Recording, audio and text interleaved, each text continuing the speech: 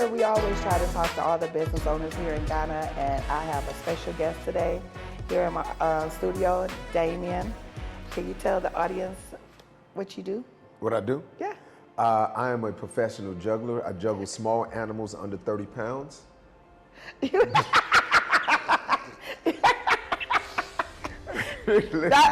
That's what you do here in Ghana? No, that's what I do. It's just I juggle small animals. What kind under 30 of pounds. animals? Squirrels, Under 30 raccoons, grass cutters if you can find the right size. Okay. You got to declaw them, defang them, things like that. So Do you eat them too? I'm a vegetarian. Oh. So those those type of things. All right, I'm a filmmaker. I'm a filmmaker, I'm a storyteller, clearly. We see, because you just had chicken and you just said you was a vegetarian. I can't with him. So that's what's going on, man. And I'm here in Ghana enjoying myself and building a international world that I like to live in. So that's what I'm doing out here in Ghana. Okay. Mm-hmm. So Damien, where you from? St. Louis, Missouri. Born and raised. Born and raised. Yes. How long you been here in Ghana? I say I've been going back and forth. I say 3 years now. 3? 3 years is the amount of time I come, go. So I think I spent about 6 and 6 or 5 and 6. So you do spend a lot of time. 7 and 5, 6 and things like that. 6 and 6. Okay, so you do spend a lot of time back in the States. Yeah, I go back and forth. Okay. Mm-hmm. So what brought you to Ghana? Well, the first time I came, it was the pandemic was going on, and my boy was here, and my brother was like showing all type of like videos of him having a good time, him kicking it, and I'm stuck in my apartment in LA, just watching him live life. I'm going vicariously through him in Ghana, and they living, and I'm stuck in, can't go outside my damn door, wiping down groceries. You remember wiping the groceries? Yes. We had to wipe every little. You had to basically take all your clothes off at the door. How stupid was that? That was a rough time. Yes. And when I was doing it, I said, this ain't. We couldn't go to each other's houses. We couldn't do nothing. Oh, so I was stuck looking at him kick it, partying. So I said, you know what? I hadn't been on the continent yet. I talk a lot of. If you know me, I do a lot of Pan-African type things, and support for civic. I do social and civic engagements about things as well. Okay. So that's one of the that's what lights my fire. So I'm sitting and I'm like, you know what? I got to get to Ghana. I got to at least get to Ghana, and I got to get to the continent because I talk too much trash to not to be never there. been on the continent. All these pro-black everything, and I would never been. And not even stepped a foot on the ground. Once. It was like, my tri-state is New York, LA, and New Orleans. Mm-hmm. So I travel a lot in those 3 places, and those are all metropolitan cities, right? Yes. Those are big owned and popping places. Yes. So when I got to Accra, I'm like, it's again another metropolitan city. It's owned and popping. I see the room for growth, but I see what it has, and it totally breaks down any stereotype that a lot of Americans may have about coming to Africa, coming to Ghana, countries like that. I mean, it was all the amenities, everything. It was better than we were just talking about the dentist here. Oh my God, things like that. So I was having a great time in Accra, but then we went up to Cape Coast. And when I got up to Cape Coast, the air is different up there. The air, that's what it was. The air is different. Something about the air, it was rich, it was textured. It told me that I needed to be here. This is where I belong. Cape Coast, I'm in the area. And it's away from all the hustle and bustle. So I'm in the States, I do a lot of running around. Like I said, I do a lot of traveling, a lot of things for work. And when I get to Ghana, I want to relax. Yes. And when I got to Cape Coast, I was able to relax. I was able to just live within that situation. So that's when I knew that was it for me. The difference, what would you compare Ghana to? Like which city? LA, Atlanta? What would you compare it? Ghana, what would I? The lifestyle. Accra. Accra. I would put Accra. Accra can be, let's say. A baby Atlanta? Yeah, I said Atlanta. I said Atlanta. I said Atlanta. Accra could be. I say, but it's more of a New York feel to it. Like I was in McCollum Market earlier today. That's New York. And yes, that's New York, and it looked just like this place that I know up on 155th and Broadway. In St. Nick, and in those areas around that Dominican Harlem area. Yeah. So it look just like that. So I can compare it. It's a combination. I say a Houston. little bit of LA. There we go. Houston. A little bit of LA, little bit of Houston. That I will put those two together. Okay. Now I'm a little less Atlanta, but Yeah. Houston, Well, you know what? Okay, I'm gonna give the nightlife, the party and mood bar, Aces. Oh, that's New York. That's New York. That's New York, Miami. Oh, that's New York, Miami. The New York, the nightlife here is New York, Miami. Oh, because they pass bottles and everything. Oh my God, that's at the level of decadence. Oh, now I see this. This is where stunning really originated. Yeah, nightlife. I went to the nightlife. The club staying open to 8 in the morning. Twist. Man. People's like out. I'm like, wait a minute. Yes. It's 8. It's daylight, and you coming out, and I'm like, Breaking night. I'm like, we've breaking been day. out all night. All night. I am so tired. You don't even know it. Like you get up and you wake up and realize you've been going for 3 days. Look, what about the beach party? The beach. Oh my God. Labadi? I need to go to Labadi and give me a massage, man. I get a good massage over Labadi. So you like Labadi better than Allure?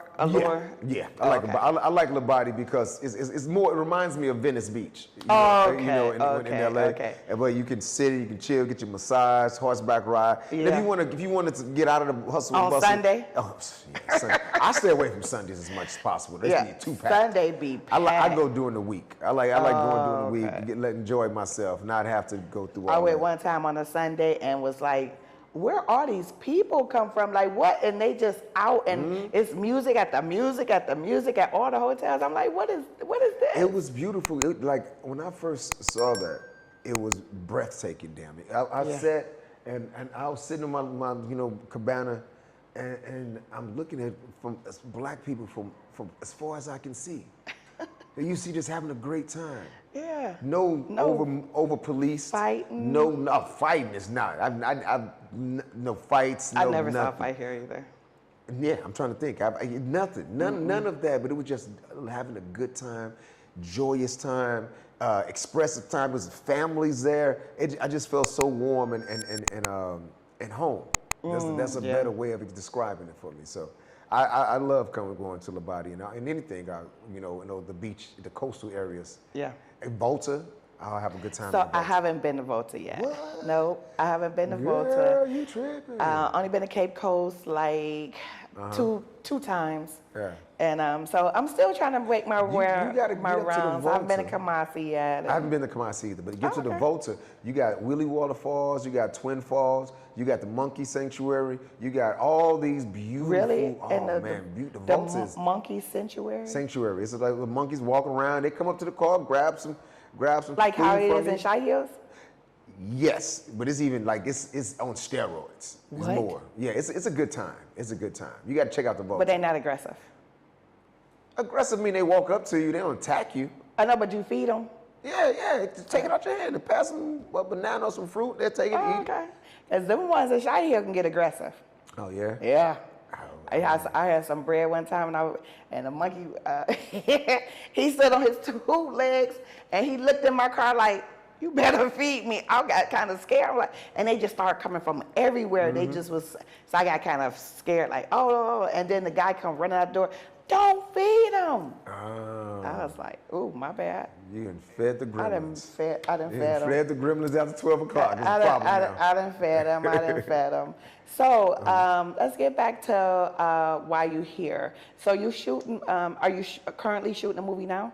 At the present moment, I am not shooting. I shot a movie here called The Nine with Chris Otto, Rosemary Zemo, were the co-stars, and with myself. Chris Otto is also the director. And so I shot that here, and that was another way I fell in love with Ghana. Yeah, I shot a movie. It was a production between Los Angeles and Ghana. So it was a U.S.-based production company partnered with a Ghanaian production company that shot this movie. Nice. We actually supposed to be saying it would maybe a premiere at the end of the year. Is what we look. Not so. The end of the year. Yeah, it's coming up soon. So yeah, we're waiting for that. So when I was here doing that, that just made me get into the minutia. You know, when you go into places, you're learning, you got your routine, you got your lifestyle. And so I knew I wouldn't, I knew I was not going to be the same. Yeah. You know, when I got here. And I'm not. Hello? Hey, Aloni. Looking forward to seeing you. I can't wait to see you either. So I'll pick you up from Jason. You're still going out to meet him. I am scared for you. Lauren, you don't have to be scared for me. I'm sorry.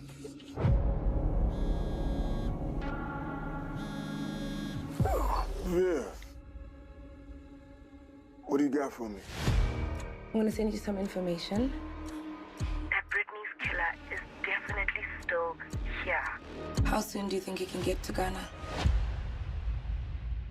Ghana?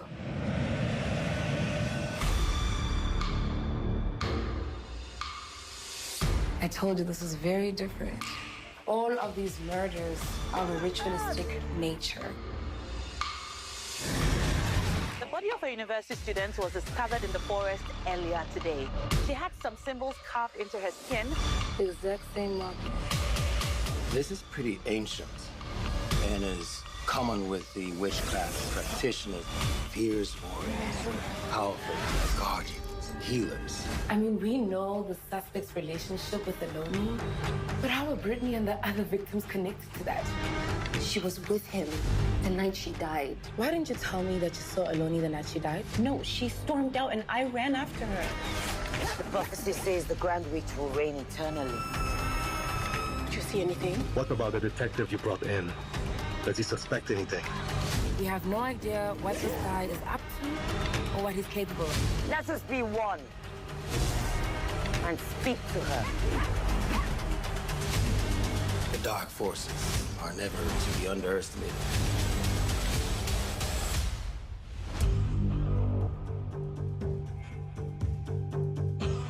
Yes, sir. Yes, we found another one.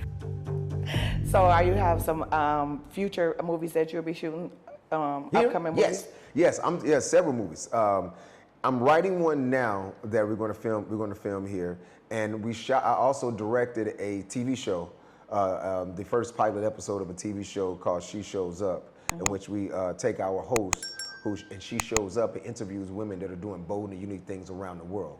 So we shot our first episode in Ghana. Okay. And we interviewed and we talked about the monarchs of Ghana. So, you know, in America, when someone speak about, you know, the Queen, you know, we think about the Queen of England, you know, things like that. They don't discuss that there are several other, you know, monarchs that are alive and thriving. So, and in Ghana, so there's actual queens and kings, the paramount chief, the paramount queen. You know, that's what I want to introduce the world to that. So when little girls look up, they can be like, oh, I actually can be a queen. There is an actual queen. There are other representations. So representation is so important to me. Yes, it is. Yes, you know, it can move mountains. You know, seeing yourself in something. Yes. So that's why that's one of the reasons we shot our first episode here.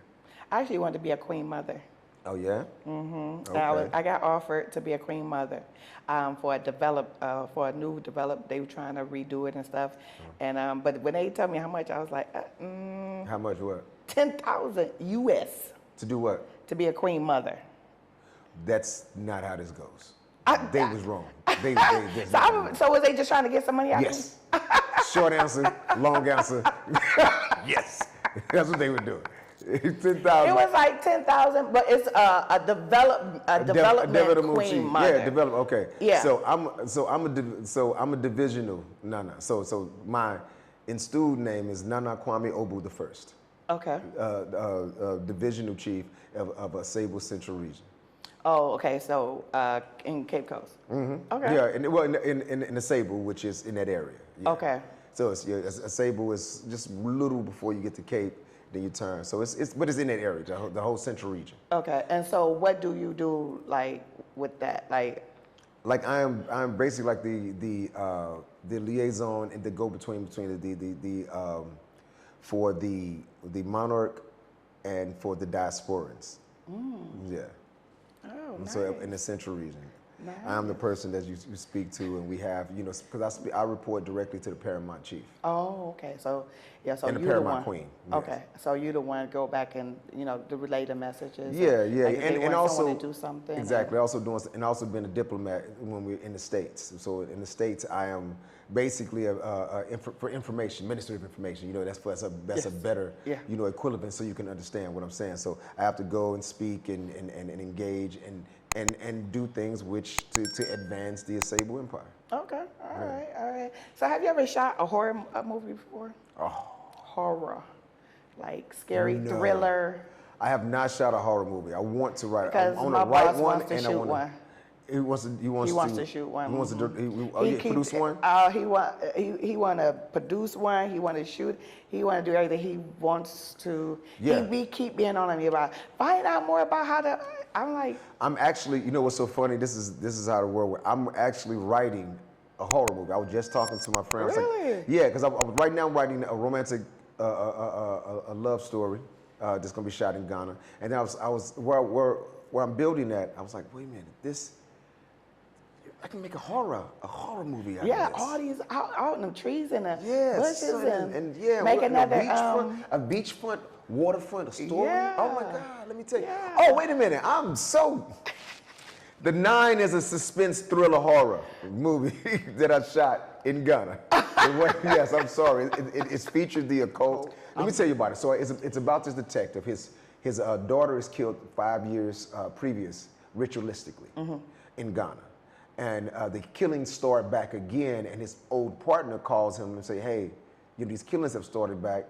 We need you to come to Ghana to help solve this, because she's in Ghana now. So the character, detective, my character, flies over to Ghana and starts investigating these murders. And while investigating these murders, we learn all these things of the occult and people that got superpowers and, you know, all these things. That was good. Oh, it's gonna be good. Oh, it's gonna be good. Oh, Yeah. I can't wait. When did it come out?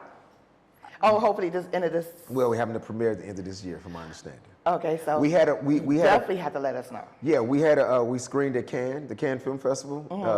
We screened there, and also the Essence Film Festival in New Orleans. Oh, okay. We screened there. We had premieres there, so it was well received, and here we go. So, do you think shooting a horror drama or which one? I was always heard that horror movies are less expensive to shoot.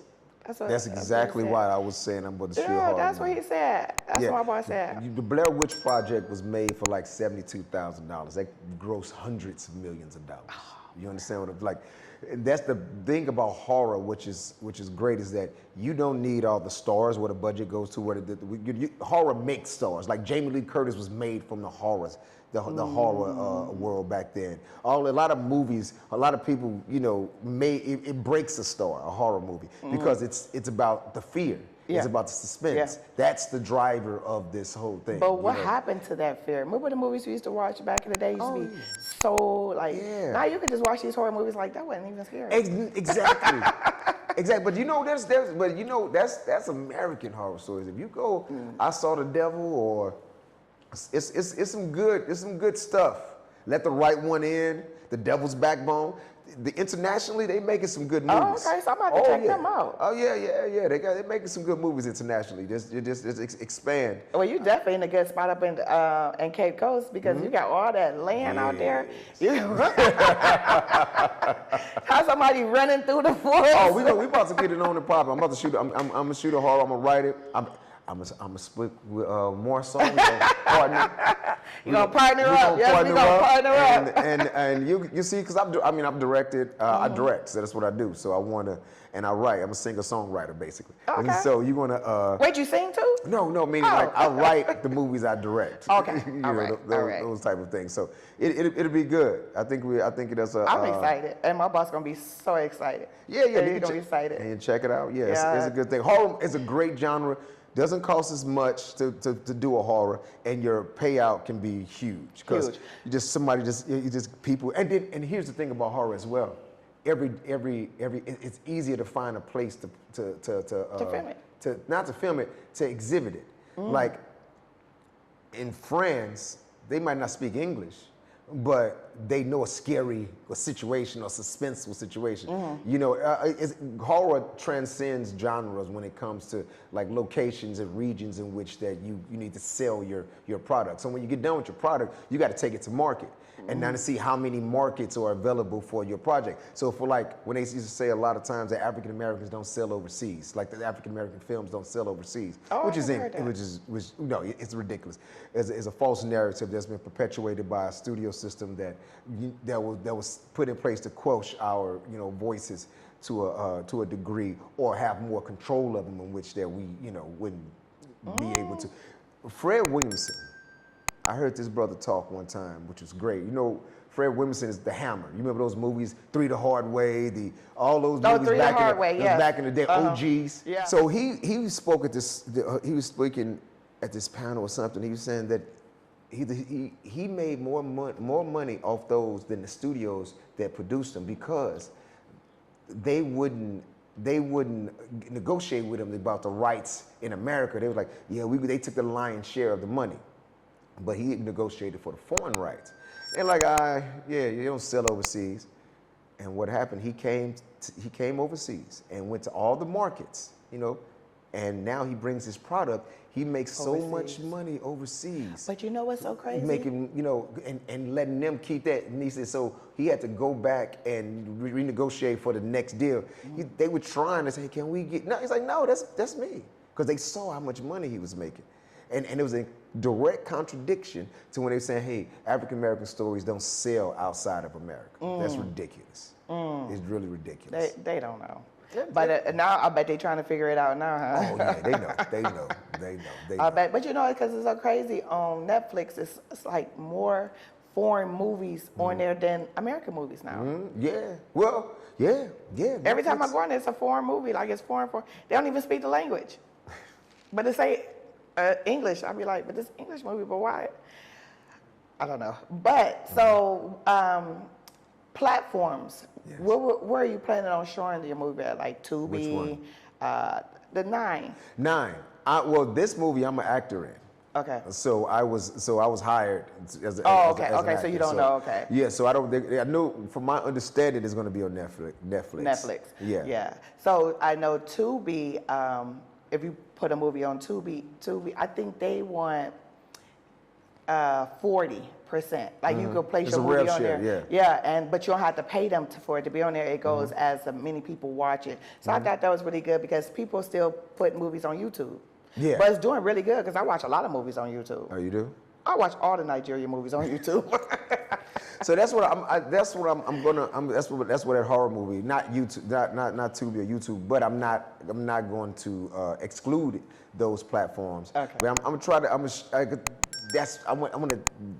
I've never shot a horror. Oh, okay. I've never directed, a horror. And I bet that's gonna be so fun. I know, right? I can't wait to play with that. See, that's why I want to get in with the writing, So I like to push myself and try new genres of, for sure.